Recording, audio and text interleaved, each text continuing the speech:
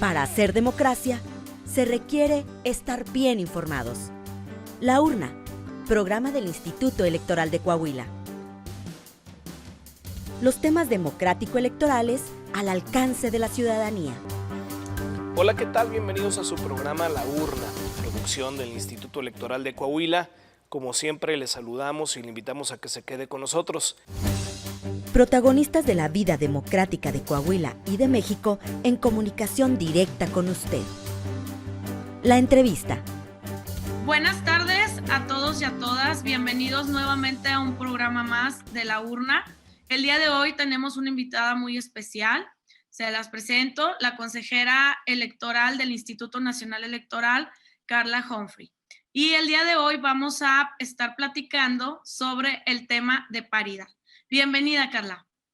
Gracias, Madeleine, por esta invitación. Es un gusto estar aquí platicando con todas y todos ustedes. Y bueno, pues encantada, además de podernos comunicar así con tu estado tan bonito, tan grande, y poder pues tener estos diálogos y estos espacios para los temas que son de interés de todas y de todos, podamos también aportar al debate e informar también a la gente. Muchísimas gracias por compartirnos el día de hoy esta plática. Y sin más preámbulo, debido a que el tiempo en radio y televisión es un poco limitado, yo quisiera empezar con algunas preguntas sobre el tema que nos ocupa el día de hoy. Y yo creo que para poner en contexto a nuestro público, pues me gustaría empezar porque nos platiques qué es la paridad, cuándo hablamos de democracia paritaria, ¿a qué nos referimos? Bueno, es una pregunta muy importante porque justamente estamos en el momento de la paridad total, pero ¿cómo llegamos a este momento? Y creo que hay que decir que es un principio constitucional, es decir, una regla obligada para todas las autoridades del Estado mexicano para conformar. En el 2014 empezamos con la inclusión de este principio en la Constitución y solamente se hablaba de postulación paritaria, de postular al mismo número de mujeres y hombres. Pero esto, pues como se imaginarán, no necesariamente incide en la integración de los órganos. Sí tuvimos más mujeres, pero claramente no estábamos cerca de la paridad. Se fue avanzando con esta reforma de 2014, sin embargo, pues vimos dos cosas. En primer lugar, que entre más mujeres participaban, pues había más violencia política en razón de género, que no es que no hubiera antes, sino que se visibilizó a partir de que los partidos tenían obligatoriamente que postular en paridad. Y bueno, me gustaría decir que la paridad, pues claramente es una forma de hacer justicia a las mujeres en nuestro país, también en el mundo, que vivimos en un contexto de discriminación histórica, en un estado patriarcal y en que estos pasos que se dan en nuestra Constitución y en nuestras leyes posibilitan justamente que podamos integrar distintos órganos, podamos tener un país más inclusivo donde todas y todos podamos hacer nuestro plan de vida. Y en este sentido, pues es importante mencionar que fue un largo camino el que se llevó antes de llegar a la paridad, pero es importante decir en este momento que la paridad no es una acción afirmativa, es decir, no es una medida temporal, es una regla constitucional permanente que ya está establecida así en nuestra Constitución y que en el ámbito electoral nos obliga a todas las autoridades, pero también a los partidos a cumplir con esta norma y a postular en 2014, ahora a integrar paritariamente todos los órganos del Estado en los 3 niveles de gobierno, también los órganos autónomos y también bajo sistemas normativos internos. Creo que eso es lo que me parecería más importante transmitir ahorita como paridad, que es el reconocimiento pleno de los derechos y la garantía de que las mujeres puedan ejercerlos para llegar a esos espacios y en este caso, en el ámbito electoral, pues esos cargos de elección popular. Exactamente como lo mencionas. Cuando hablamos de paridad ya no estamos hablando de acciones afirmativas, como bien lo dices, ya es un principio del Estado mexicano y eso creo que sí habría que dejarlo muy en claro porque todavía se nota cuando entramos al momento de aplicación de las reglas que estamos hablando de una acción afirmativa temporal. La verdad es que no, la paridad está y va a ser un principio de nuestra normatividad electoral. Entonces, en base en ello, yo he escuchado en algunas ocasiones que hablamos de la paridad como un principio de optimización flexible. ¿Por qué le llamamos así o cómo es que aplica ya cuando estamos viendo cómo lo vamos a aplicar, perdón, la repetición, pero cómo lo aplicamos? Bueno, en este sentido pasamos, como comentábamos, del 2014, que se incluye en nuestra Constitución el principio de paridad, a 2019, esta reforma muy importante, que es un paradigma o rompe paradigmas, porque ya no estamos hablando solo de obligar a partidos a postular mujeres, sino a una integración de órganos de forma paritaria. Y esto me parece muy relevante porque, como dices, parece que no se entiende bien o que no leemos en la misma Constitución, pero es claro que la reforma de 2019 establece una integración paritaria, no una postulación. Claro, la vía para llegar a eso es garantizar primero que haya al menos 50% de mujeres postuladas. ¿Y por qué digo al menos? Porque justamente lo que preguntas respecto a un mandato de optimización flexible, y así lo hemos visto desafortunadamente en el Consejo General del INE, ¿no? Estas argumentaciones que dices, porque tengo compañeros que dicen, bueno, es que la paridad puede ser perjudicial para las mujeres, porque si solamente pueden ocupar el 50% cuantitativamente, pues a lo mejor pueden ser más, pero con este principio, y hay que decirles claramente, no, así no se aplica el principio. Como tú lo señalas, es un principio de optimización flexible que está hecho para que más mujeres estén en cargos de elección popular.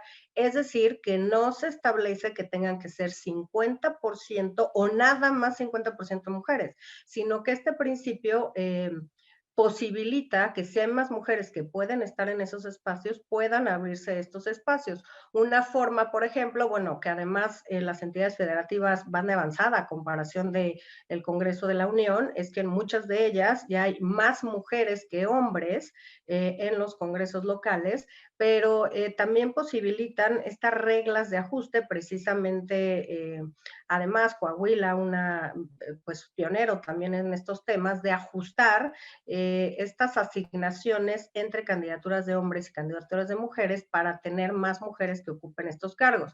A nivel nacional, apenas el año pasado propuse, y digo propuse porque así lo hice y me quedé en minoría con otras dos compañeras, que se hiciera esta regla de ajuste en la Cámara de Diputados y Diputadas, y obviamente, bueno, los argumentos te los he compartido, desde cómo por un cromosoma vamos a cambiar la votación y es ilegal que cambiemos la regla en este momento.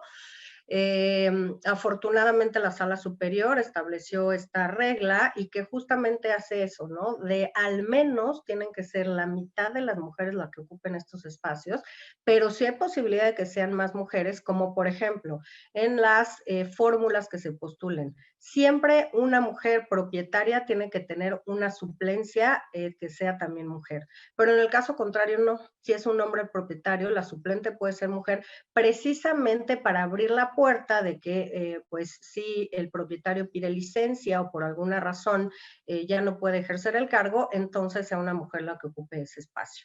Por eso se llama que es una regla de optimización flexible que habla justamente de que no es un límite el principio de paridad, no es un techo, es el piso al cual mínimamente tenemos que llegar, pero pueden ser más mujeres las que ocupen estos cargos, claramente por pues la historia de discriminación y de pues, un estado patriarcal en el que hemos estado viviendo por estos años. Exactamente. Entonces, con esto que nos comentas, ¿tú consideras necesario adicional allá el principio constitucional de paridad, implementar entonces acciones afirmativas para garantizar la paridad en la integración? O sea, pudiéramos estar hablando ya de eso, digo, a lo mejor suena como muy revolucionario o a lo mejor es una idea muy fuera de la razón para algunos posiblemente, pero desde tu punto de vista, ¿podríamos realizar todavía esto? ¿O tendríamos que buscar otra manera para poder transitar hacia una integración paritaria en todos los órganos de gobierno? Yo creo que la Constitución es clara aunque creo que también nos hemos dado reglas para ello.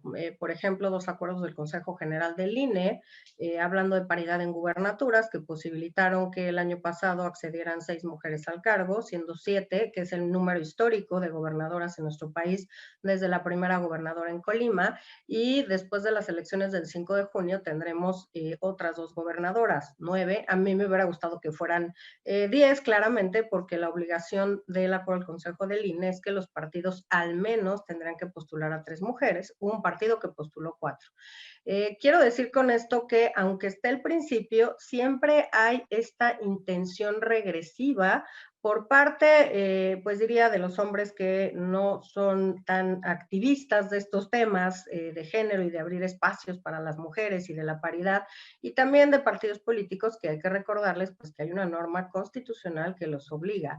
Entonces, yo vería acciones afirmativas por un lado, porque es cierto que así comenzaron incluso las cuotas para mujeres, como acciones afirmativas en los 90s, que los partidos ni siquiera cumplían, ¿no? Hasta que había sanciones, se impugnaron un par de determinaciones y se obligó a muchos temas para, ya teniendo estas cuotas, garantizar que se abrieran varios los espacios para mujeres. Por ejemplo, el tema de la alternancia, de la cremallera en las fórmulas, una de hombres, una de mujeres, o quién tiene que encabezar las listas que presenten los partidos políticos, o las suplencias para evitar los casos Juanitas, por ejemplo. Otro en Consejo General que también ya aplicamos, que se conoce como las manuelitas, que sin causa justificada y misteriosamente todas las fórmulas de mujeres de representación proporcional en el Chiapas, todas renunciaron. Entonces no tenían mujeres y solo se podían poner hombres a que ocuparan los espacios, y pues se le dijo al partido, bueno, no tienes mujeres porque extrañamente todas al mismo tiempo renunciaron, pues se va esa candidatura al siguiente partido político con mayor votación que tiene mujeres registradas. Es decir, esos espacios tienen que estar garantizados y ocupados por mujeres. Yo diría que en el tema de paridad lo que tenemos que hacer es estas herramientas, estas reglas, estos acuerdos, incluso estas sentencias que materialicen la reforma constitucional de 2009 que conocemos como paridad total. Y por otro lado, creo que tenemos un universo al que tenemos que voltear a ver para que también estén incluidos en estos espacios de decisión pública, estos grupos en situación de discriminación, en los que, bueno, la mayoría de los soples y el INE hemos optado por adoptar estas medidas de acción afirmativa y que claramente en todas ellas además debe respetarse el principio de paridad. Entonces creo que lo que tenemos que hacer es cumplirlo y cerrar todos los frentes o todas las posibles excusas que se quieran utilizar para incumplir con la paridad, pero al mismo tiempo generar condiciones para tener un país más incluyente y en estos espacios, pues claramente garantizar espacios públicos para pueblos, personas de pueblos y comunidades indígenas, afromexicanos, personas jóvenes, adultas mayores, con discapacidad, migrantes y de la diversidad sexual. Y creo que por eso el tema de inclusión me parece que llevaría dos temas: el de paridad como garantía y principio constitucional, con una serie de reglas y acuerdos para materializarlo, y además las acciones afirmativas para abrir espacios a estas personas que pertenecen a estos grupos en situación de discriminación. Exactamente. Entonces, como bien lo mencionas, en el caso de estas acciones afirmativas que comentas, en todo momento tendremos que respetar y seguir cumpliendo con el principio de paridad. Hablando un poquito más de lo que comentabas hace un momento sobre lo que pasó en la Cámara de Diputaciones el año pasado, ¿qué retos tuvo el Instituto Nacional Electoral y qué acciones implementó para garantizar esto? Porque realmente entiendo que a final de cuentas de donde se garantizó ya la integración paritaria fue por medio de sentencias. Si nos pudieras comentar un poquito cómo estuvo. Bueno, creo que lo podré dividir en 3 o 4 acuerdos muy importantes. El acuerdo de paridad en gubernaturas, que se impugnó, pero al final de cuentas el propio tribunal, revocando nuestro acuerdo, optó por la misma solución de obligar a los partidos al menos a postular a 7 mujeres. También el segundo acuerdo de paridad, que lo adoptamos en agosto del año pasado, que justamente va a posibilitar que 2 mujeres más sean gobernadoras. Temas que me parece que hay que resaltar. Aguascalientes, una buena noticia con puras candidatas mujeres, algo que nunca había pasado en nuestra historia como país, que en el mayor cargo de un estado, solamente mujeres estuvieran compitiendo.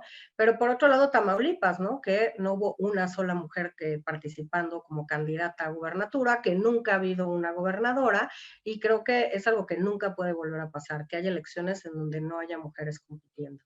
Lo segundo es también garantizarles que puedan competir en condiciones de igualdad. Para esto, en un acuerdo del Consejo General del INE, en unos lineamientos, también aprobamos 2 cosas, que los partidos tenían que al menos darles a las candidatas el 40% del financiamiento público que recibieran. ¿Por qué? Porque una de las principales o de las primeras formas en las que se violentan las mujeres es, bueno, ok, te tengo que postular, me obliga la Constitución, pero no te voy a dar recursos. Entonces, claro, las mujeres no están en condiciones de igualdad para competir ni con otras mujeres de otros partidos, ni con candidaturas de hombres, por supuesto.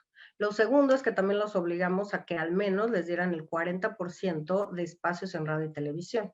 El primero de los temas no se cumplió y tuvimos que sancionar a partidos políticos por ello. El primero, tuvimos 2 informes, en el primero no cumplía ningún partido político, pero en el segundo otorgaron incluso más del 50% para candidaturas de mujeres en estos espacios en radio y televisión.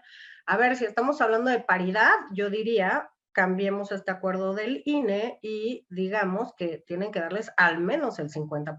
Al menos, si un partido quiere apostar o aportar más para una campaña de una candidata, qué bueno, pero al menos, y la mitad también de los espacios en radio y televisión. También, pues legislamos la 3 de, bueno, más bien, reglamentamos la 3 de 3, que como bien sabes, ya hay varias entidades federativas que ya la llevaron como requisito legal, para que cualquier persona que haya violentado a una mujer no ocupe un cargo de elección popular.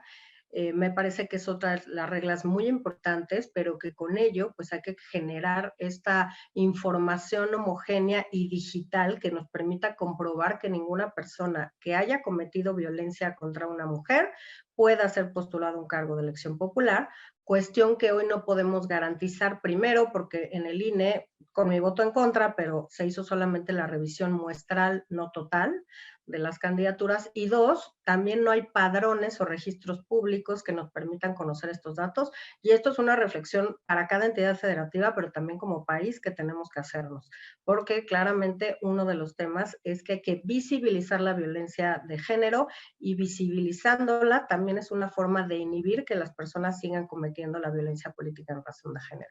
También este Registro Nacional de Personas Sancionadas en Materia de Violencia Política, donde cualquier persona ingresando al portal del INE puede conocer el nombre de las personas que han violentado a las mujeres y puede conocer las sanciones impuestas y además pues saber si fue postulado un cargo o no de elección popular, con un tema muy relevante también. Desafortunadamente la Sala Superior ha determinado que solamente las autoridades jurisdiccionales pueden determinar o analizar si una persona dejó de cumplir con tener un modo honesto de vida y no las autoridades administrativas, lo cual me parece un error enorme, porque lo que hace es revictimizar a las mujeres, hacer que tengan que acudir a otra instancia para que alguna autoridad judicial, jurisdiccional, pueda determinar si un candidato o una persona postulada a una candidatura sigue cumpliendo con este requisito y además pues las campañas son muy cortas, los tiempos son muy cortos y si las obligamos a acudir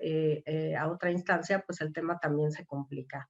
3, creo que todos los soples y el INE hemos hecho un esfuerzo muy importante para hacer que las mujeres denuncien, para llamarlas a denunciar y a ejercer sus derechos políticos y electorales en condiciones de libres de violencia. Y creo que esto también hay que seguirlo haciendo para que las mujeres, cualquiera que sea su condición y si además pertenece a un grupo en situación de discriminación, sepa que están las vías adecuadas ante qué autoridades puede acudir para denunciar la violencia política y poder ejercer sus derechos políticos y electorales.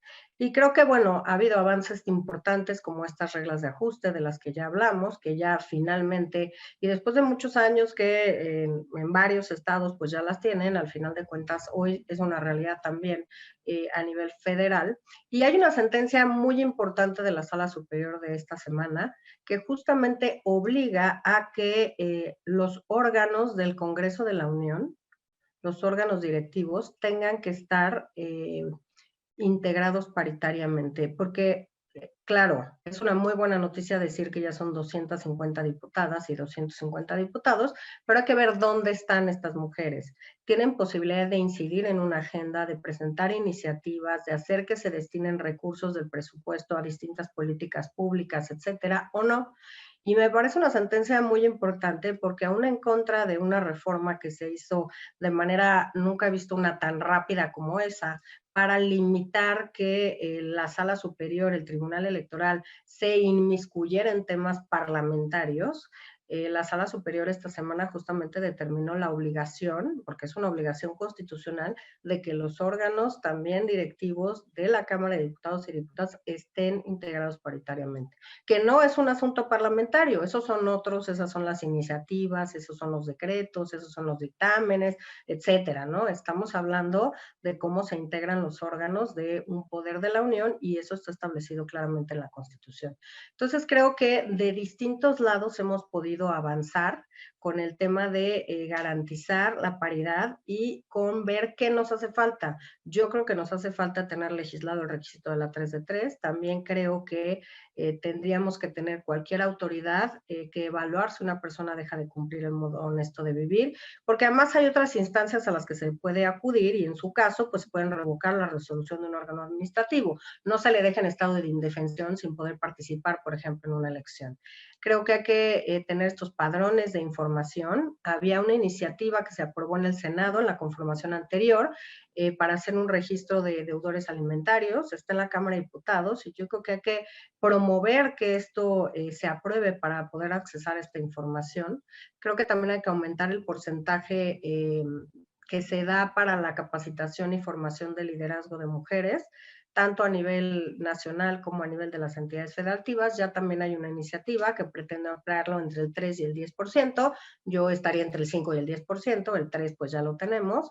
En la Ciudad de México, por ejemplo, ya está en el 5%, pero creo que en este sentido sí hay cosas que se pueden hacer y también necesitamos evaluar cómo diseñar las acciones afirmativas de acuerdo al contexto en el que estamos, de acuerdo a cada entidad federativa. Esa es la fortaleza de los soples, que conocen de primera mano su territorio, cómo está conformado, cuáles son las acciones afirmativas que necesitan, y claramente es una manera de lograr este país incluyente que creo que todas y todos queremos. Me sorprende que siga habiendo entidades federativas que no hayan abordado una sola acción afirmativa.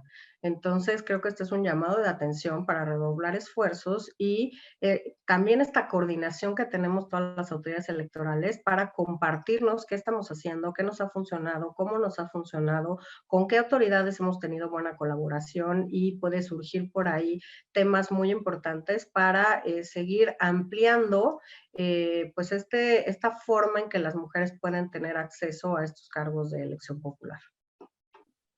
Claro que sí, pues todo lo que nos mencionas nos deja mucho que reconsiderar para en su momento pues poder, al menos como autoridades electorales, poder tomar las mejores decisiones respecto a la aplicación de todos estos principios y todas estas bases sobre las cuales tenemos que garantizar el principio de paridad.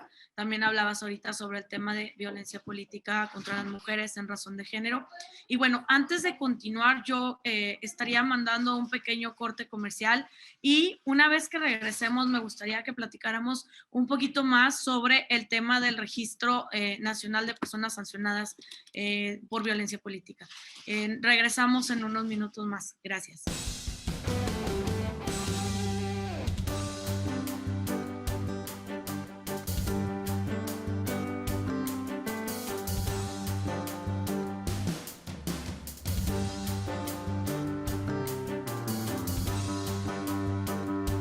Gracias por seguirnos acompañando aquí en su programa de La Urna. Seguimos con nuestra invitada, la consejera electoral Carla Humphrey.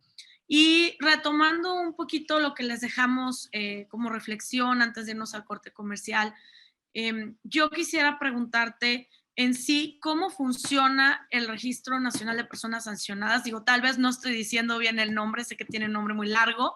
Yo es una de las cosas que criticaría un poco porque yo creo que para el ciudadano y ciudadana común, pues es de qué me estás hablando, qué es ese registro, para qué sirve y cómo, qué impacto tiene en materia política electoral.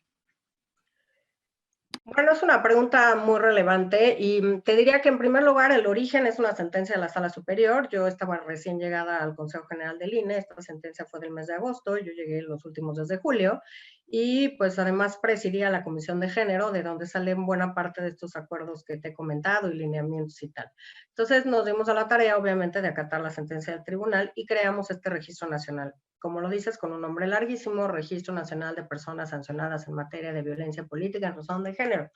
Muy largo, tienes toda la razón, pero creo que la valía de esta sentencia son dos cosas. Primero, visibilizar la violencia, darnos herramientas para poder concretar la reforma que esperábamos muchos años atrás respecto a el combate y la erradicación de la violencia política en razón de género. Y me parece muy importante porque fueron más de 40 iniciativas que se tuvieron que presentar, pero además unos 6 años por lo menos, para poder aterrizar esta reforma a 8 distintas leyes, para tener este marco para combatir la violencia política en razón de género. Y bueno, te diría que además se tardó mucho, porque además es algo de esta sinergia muy importante entre mujeres de distintos partidos políticos, de distintas profesiones que ocupan o no un cargo público, y de hombres también que han apoyado este tema redactando estas reformas y viendo en qué ordenamientos había que reformarse y adicionarse. Y se tardó mucho esta reforma por una razón muy importante. En ese momento no se quería que hubiera un tipo penal de violencia política, que hubiera un delito de violencia política, y el consejero de la Judicatura, y le digo así de claro porque así fue, cuando fueron a plantearle el tema, y fue un hombre aliado en estos temas a las que varias senadoras le pidieron que fuera, por favor, pues a comentarle la reforma, porque claramente pues se oponía a que hubiera la reforma o este delito, y dijo palabras más, palabras menos, que él no iba a estar de acuerdo con una reforma en la que se persiguiera a pobres políticos que acosaran a las mujeres, ¿no? Que no hubiera magistradas locas que persiguieran a los pobres políticos que acosaran a las mujeres. Eso nos costó muchos años, ya tenemos el tipo penal, ya tenemos una reforma muy importante que justamente hace que tengamos estas herramientas para poder combatir la violencia política en razón de género. ¿Y qué hace? Recordemos que se aprueban todas estas reformas el 13 de abril de 2020, esta sentencia de la Sala Superior es de agosto de 2020, ya habían antecedentes, como siempre pasa primero a nivel local, en la Sala Regional Jalapa, para el caso de Veracruz, donde les ordenaron justamente tener un registro local o estatal, de personas sancionadas por violencia política y donde ya se había retirado candidaturas a 2 hombres que se querían reelegir y se les dijo no, perdón, cometiste violencia contra una mujer, no tienes esa posibilidad. Esto lo retoma la Sala Superior y nos ordena crear este registro nacional también en coordinación con los soples que tienen también que digamos, incorporar los datos de las personas sancionadas en su entidad federativa cuando ya sea una resolución firme. Y como te decía, el objetivo central, y me parece que la mayor virtud de este registro, es visibilizar por un lado la violencia política, por otro, poder materializar la reforma en materia de violencia política, y la tercera es inhibir a que las personas cometan violencia política, porque claramente pues, nadie quiere ver su nombre registrado en un portal, en un registro, que cualquier persona en el lugar del mundo en el que se encuentre, accesando a la página del INE, pues puede conocer cuál es el nombre de la persona persona violentadora. Y digo de la persona porque desafortunadamente no solamente los hombres violentan a las mujeres, sino también hay mujeres que violentan a las mujeres. Y en este sentido, lo que se ha tratado de hacer por parte de todas las autoridades electorales y autoridades no electorales, porque esta es una reforma que también obliga a otras autoridades, es darnos 4 formas para denunciar la violencia política en razón de género, una directamente en los soples y ante el INE, que en el caso del INE y la mayoría de los soples no somos quienes en última instancia resolvemos el tema, sino que solamente sustanciamos el procedimiento y después pues las autoridades jurisdiccionales resuelven o no si se acredita la violencia política en razón de género. Otra vía, que es la directamente penal, ante las fiscalías locales de delitos electorales o la fiscalía, la FEDE, la Fiscalía de Delitos Electorales a nivel de la Fiscalía General de la República. Otra, que es una administrativa, que es ante los órganos internos de control de cualquier entidad pública y que tiene que llevarlo los titulares y las titulares de los órganos internos de control. Y creo que estas son vías muy relevantes y claro, acudir directamente a un juicio de protección de derechos de las y los ciudadanos ante las autoridades jurisdiccionales. Y creo que esto entramado hace que el registro cobre una vigencia importante. En este momento tenemos 238 registros ordenados por distintas autoridades, donde hay 213 personas sancionadas, 181 hombres, y hay 11 personas que se han registrado como reincidentes, y una persona ha sido registrada por reincidencia 11 veces. Otra 3 y 9 personas 2 veces. Y hay 32 mujeres, 13 en Oaxaca, de las cuales también hay 2 reincidencias. Y bueno, tenemos casos, el más alto es Oaxaca, con 67 casos, luego Veracruz 33, Tabasco 18, Baja California con 15, Sonora con 10, Guanajuato, Chiapas y Chihuahua con 9, San Luis con 8, Quintana Roo con 7, y bueno, digo, van disminuyendo, pero digamos, ¿y por qué tenemos estos casos? Porque recordemos que incluso además los partidos políticos también tienen obligación de atender los casos de violencia política al interior de sus partidos políticos. Otra manera, junto con este registro que hacemos desde el INE para visibilizar la violencia política, es que cada sesión ordinaria del Consejo General, tuvimos una hace poco, presentamos el informe de las quejas y denuncias que se han presentado en materia de violencia política en razón de género, y también damos los casos y cómo se han atendido, porque hay muchos, por ejemplo, que pueden ser competencia de un congreso local, de la Comisión de Derechos Humanos de alguna entidad federativa, de alguna secretaría de Estado, de los propios partidos políticos o a nivel de OPLES, y obviamente lo que hacemos es remitir esta queja o denuncia para que sea atendida. Y este registro creo que nos ha dado también datos muy relevantes, no solo del número de personas registradas, sino de lo que te comentaba un poquito antes, del modo honesto de vivir, que es un requisito constitucional para ser registrado o registrado un cargo de elección popular, y que desafortunadamente después de las sentencias de la Sala Superior, que por el momento son solamente criterios y que espero que cambien de criterio, solamente el 8% de los tribunales analiza si una persona que comete violencia, que se acredita que cometió violencia política, sigue cumpliendo con tener el requisito de tener un modo honesto de vida. Entonces esto es un llamado, ¿no? Un llamado de atención a las autoridades jurisdiccionales para que se ocupen de este tema y cada vez que tengan un caso de violencia política en razón de género, verifiquen si una persona está en condiciones de ser registrado para contender a un cargo de elección popular. Y la otra parte de este tema, y creo que es otra parte complementaria, es justamente esta declaración 3 de 3 contra la violencia, por lo cual las personas que cometieron violencia familiar, violencia sexual o que son deudoras alimentarias morosas, no pueden ser postulados a un cargo de elección popular. Aquí en el INE, mi primera idea era que fuera obligatorio a los partidos que revisaran los antecedentes de las personas que estaban postulando. Pero bueno, los partidos dijeron que no se podía, que era un requisito que no estaba establecido en la ley, etcétera, etcétera. Finalmente se logró como una declaración bajo protesta de decir verdad y de buena fe. Y bueno, también propuse que revisáramos estas declaraciones, lo cual incluso algunas compañeras consejeras dijeron que no tenemos por qué revisar eso. Al final, afortunadamente, se logró esta revisión, pero pues tuvimos que hacer un procedimiento de la nada para revisar pues cada uno de estos requisitos. Y la verdad es que ese es un tema, la otra parte de la moneda, ¿no? Si no queremos personas que hayan violentado a las mujeres, tenemos que saber y tener los elementos para comprobar que esto no ha sido así.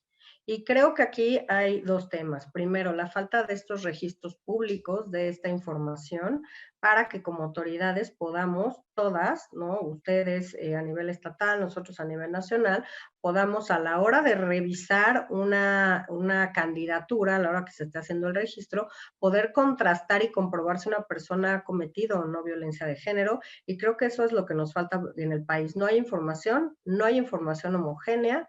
Y, por ejemplo, respecto del registro de deudores alimentarios morosos, solamente la Ciudad de México lo tiene digitalizado. Está empezando Jalisco a digitalizarlo, pero pues imagínense si como autoridades electorales de cara al 2024 vamos a estar revisando manualmente que todas las personas no estén en ninguno de estos tres supuestos, pues creo que estamos a tiempo de comenzar a digitalizar estos padrones, de comenzar a tener acceso a esta información y además de tenerla de manera homogénea para que todas las autoridades podamos compartir esta información. Y lo otro que me parece relevante es el tema de que se cuente con una sentencia firme por el tema de pues la presunción de inocencia y de tener un modo honesto de vida. Pero yo siempre me hago esta pregunta y más de cara a un país en el que, pues perdón, pero la impunidad, tenemos altos índices de impunidad que llegan al 97%, la procuración de justicia pues claramente tiene una falta muy importante a nivel de todo el país y por tanto sí hay que cuestionarse y hay que ponderar estos derechos entre la presunción de inocencia y entre la vida y la seguridad y la integridad de las mujeres.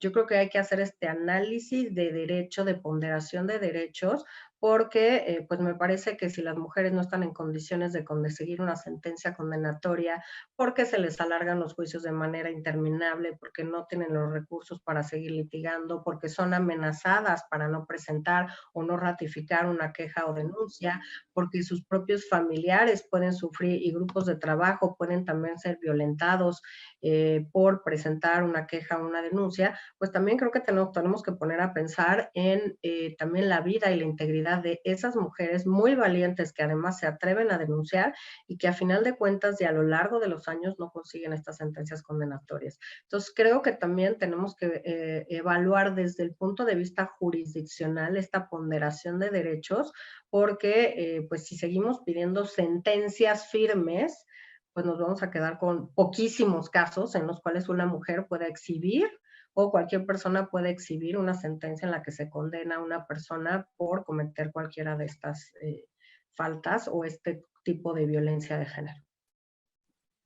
Pues muy importante lo que mencionas, sobre todo esta última parte sobre el que las mujeres logren tener una sentencia condenatoria independientemente, o una resolución incluso, independientemente del procedimiento que se haya seguido y quién haya sido competente. Recordar que en el tema de violencia política contra las mujeres en razón de género, pues es primero muy difícil que las mujeres se decidan a denunciar. Además, que logren identificar que realmente están viviendo una situación de violencia, porque a veces es de un grado tan sutil que no logran percibir que de verdad están siendo violentadas. Entonces, si a esto le sumamos todavía a lo largo de los procedimientos, más que, como bien mencionas, tenemos que esperar a que una autoridad jurisdiccional declare que se pierde el modo honesto de vivir. La verdad es que las cosas no están nada fáciles para el tema de las mujeres y para el tema de las mujeres que se desempeñan en el ámbito político, electoral, y sobre todo el garantizarles que efectivamente se desarrollen bajo un contexto libre de violencia. Entonces, con base a esto que ya nos estabas platicando, que la verdad es que creo que nos quedan muchos retos todavía a las mujeres por seguir rompiendo, contra cuáles luchar, porque la verdad es que en el caso de las mujeres en la política, en la vida pública, pues no podemos dar nada por sentado, porque bien lo dijiste, puede haber retrocesos y retrocesos grandes, y siempre estamos luchando contra algo. Si no era por acceder al cargo, por poder votar, y bueno, ahora tenemos el tema también de la violencia y de garantizar la paridad en la integración de todos los órganos de gobierno del Estado mexicano. Entonces, con base en esto, ¿qué balance tenemos? Podemos decir que podemos garantizar efectivamente el principio de paridad. ¿Qué medidas nos faltan desde tu punto de vista?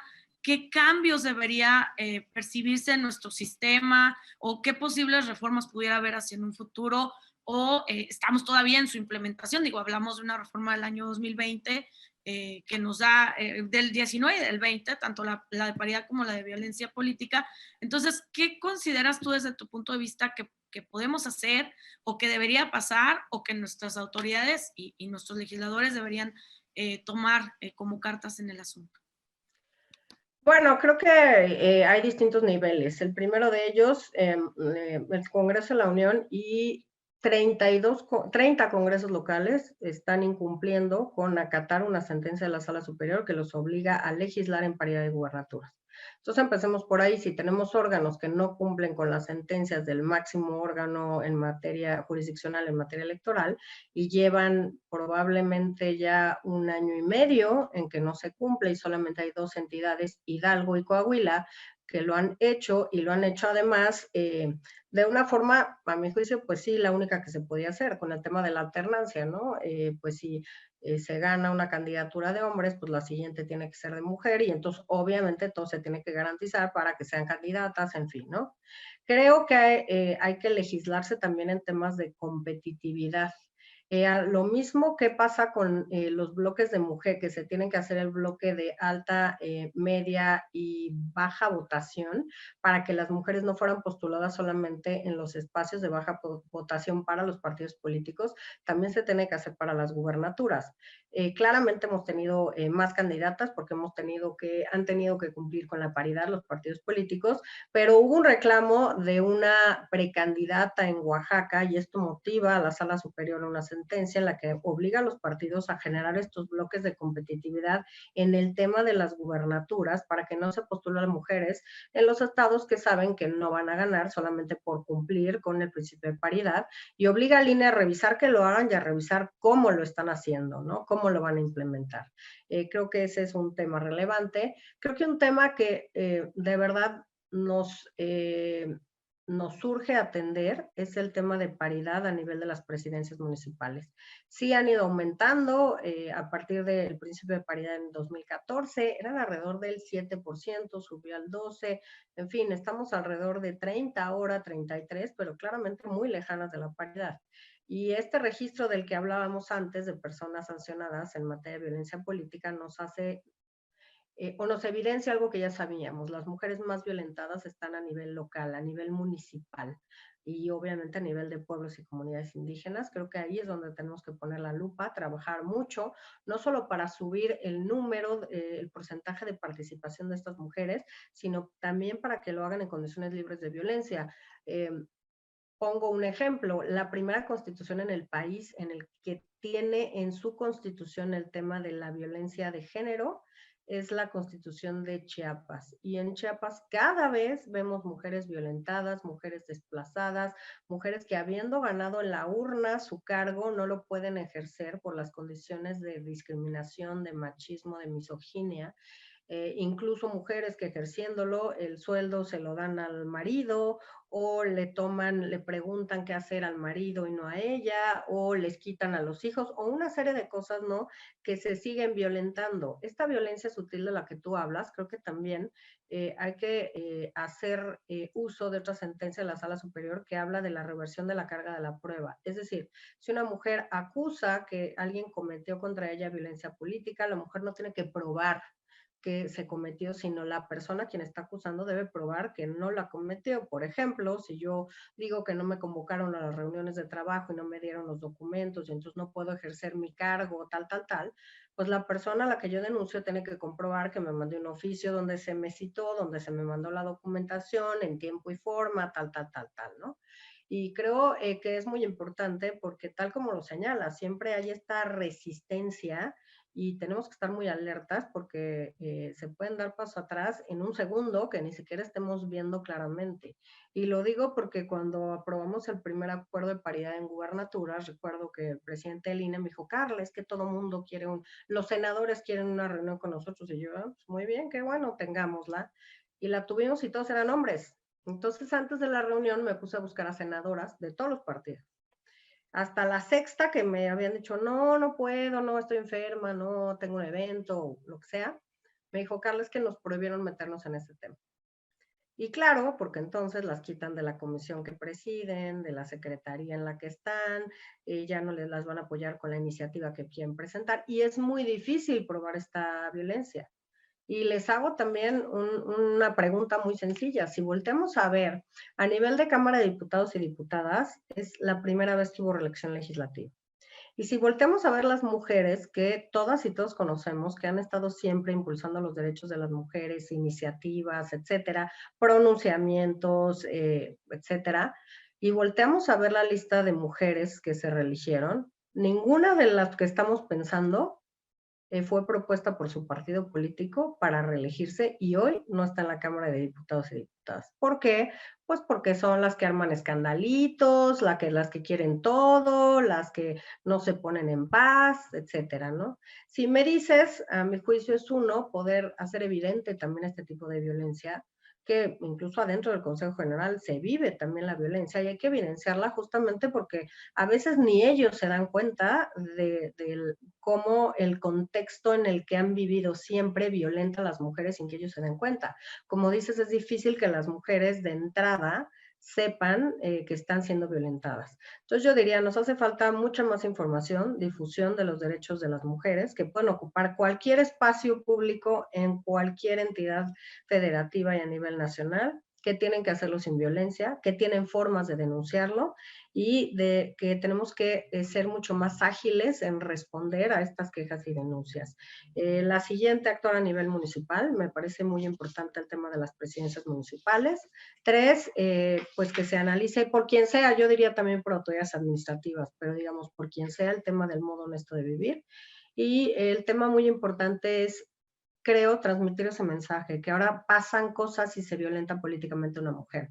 Ahora se quitan candidaturas, se han anulado ya 2 elecciones por violencia política y creo que la gente tiene que estar como muy consciente de que esa no es la forma de ganar una elección y de postularse a una elección y que la violencia debe erradicarse de la política en nuestro país y que la forma en que nosotros podemos contribuir es dando a conocer estos derechos y también sancionando cuando tengamos que hacerlo y pues en el caso de las autoridades jurisdiccionales, pues anulando elecciones por violencia de género justamente cuando se acrediten estas condiciones.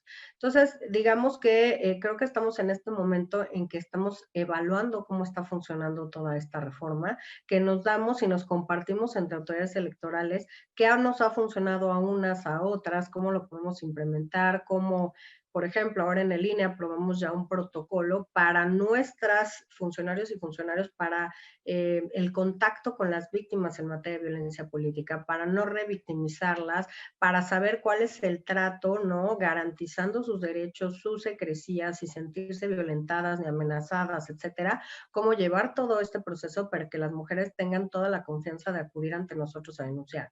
Y yo he propuesto en muchos casos, pues la Defensoría de Mujeres desde los órganos electorales, un área técnica, por supuesto, de acceso gratuito a las mujeres para que podamos asesorarlas y también defender sus derechos políticos y electorales.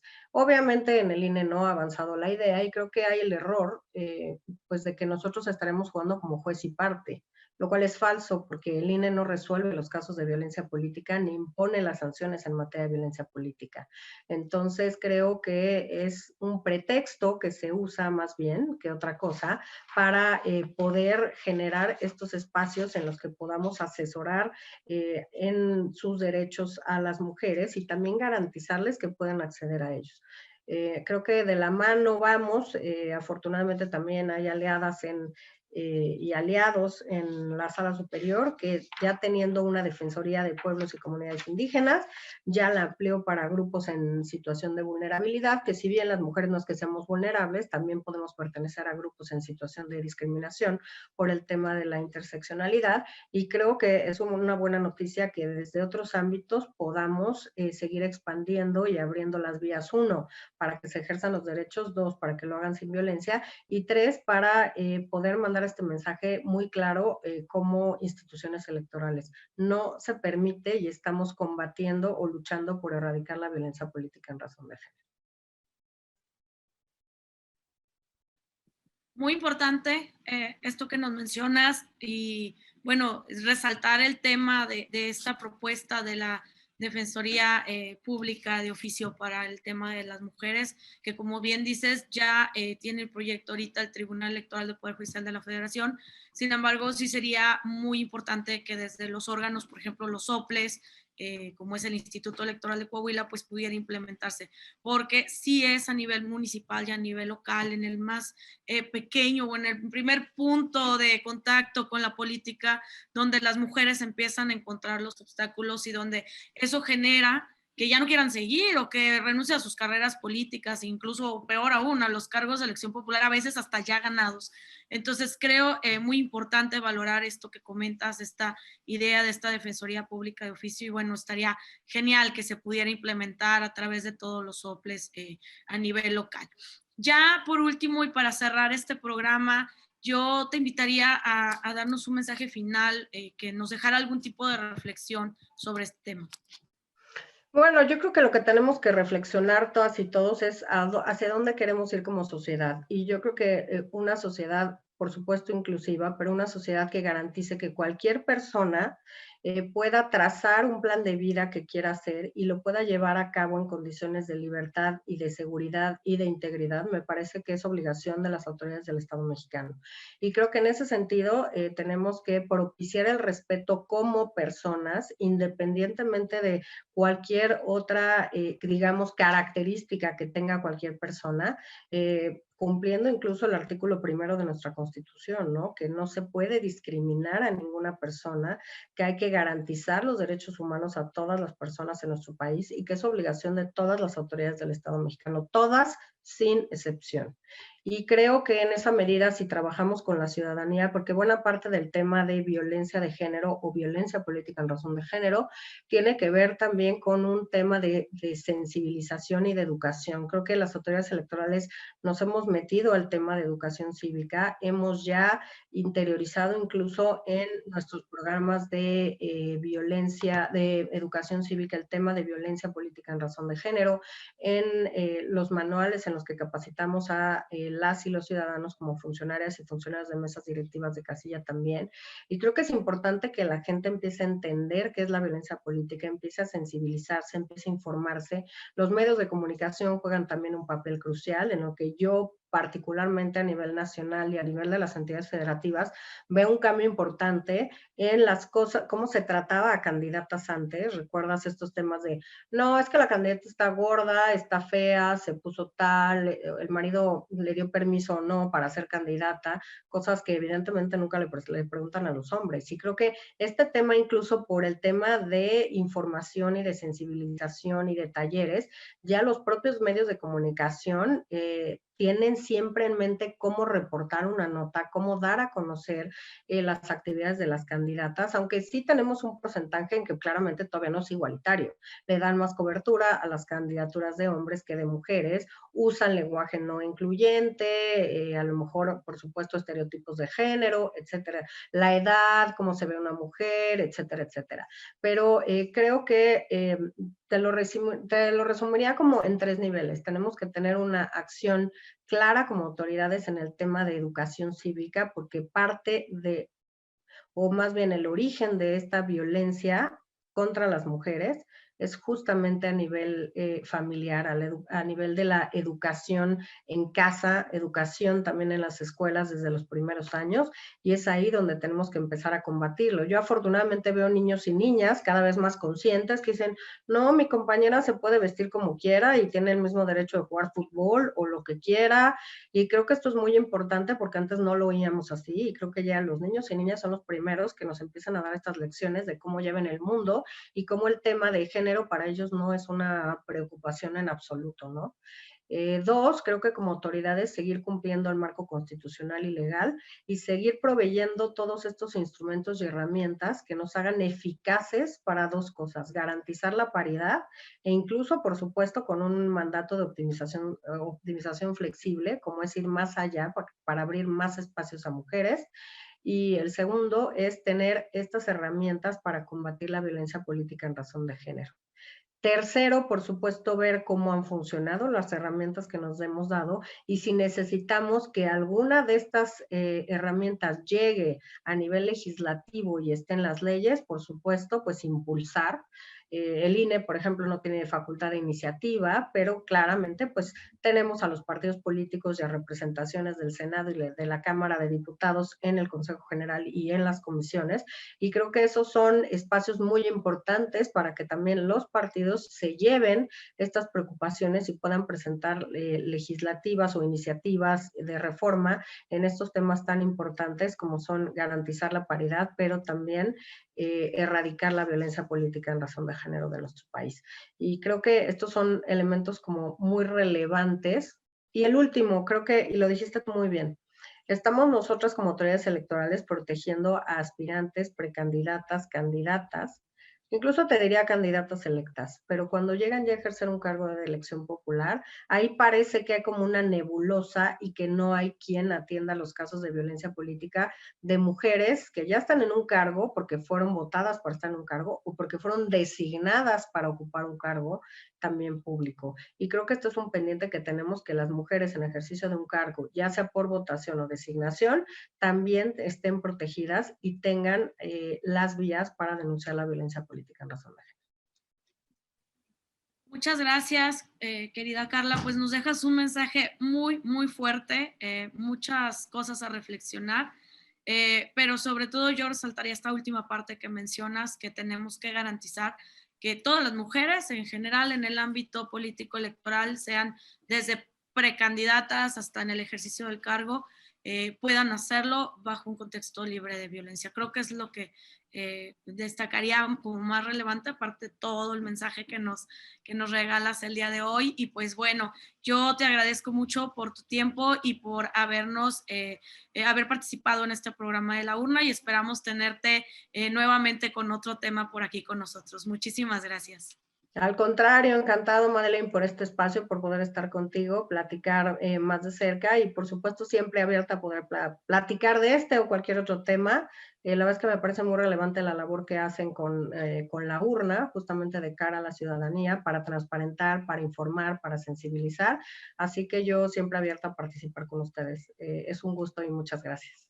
Muchísimas gracias a ti. Hasta luego, querido público. Y bueno, fue todo. Muchísimas gracias por haber estado aquí con nosotros en su programa La Urna, esta producción del Instituto Electoral de Coahuila.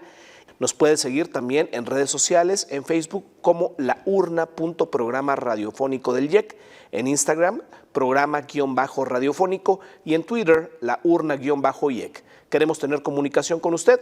Pásenla muy bien. Hasta la próxima semana. Gracias por acompañarnos en una emisión más de La Urna, llevado hasta ustedes por el Instituto Electoral de Coahuila. Nos escuchamos en nuestra próxima emisión.